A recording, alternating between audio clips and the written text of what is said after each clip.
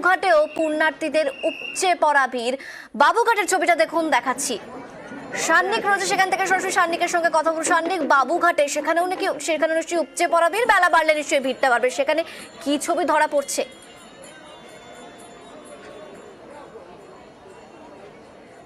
দেখো, 15ই জানুয়ারি যে পুণ্য স্নান রয়েছে তার আগে দেশের বিভিন্ন জায়গা থেকে যে পুণ্যার্থীরা আসেন তারা বাবুঘাটের পাশেই যে ময়দান সংলগ্ন এলাকা রয়েছে সেই জায়গায় কিন্তু এইভাবেই ভিড় জমান।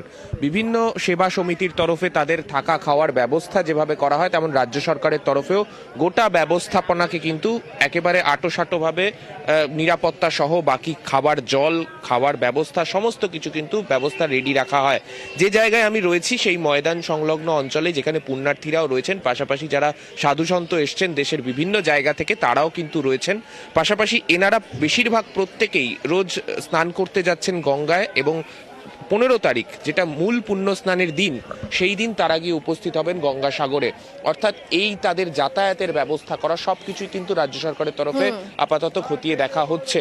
পাশাপাশি 10টি বেডের একটি অস্থায়ী হাসপাতাল তৈরি করা হয়েছে বাবুঘাট সংলগ্ন এই অঞ্চলে, যেখানে এখানে যদি কোনো পুণ্যার্থী যদি অসুস্থ হয়ে পড়েন তাদের চিকিৎসার ব্যবস্থা করা যেতে পারে।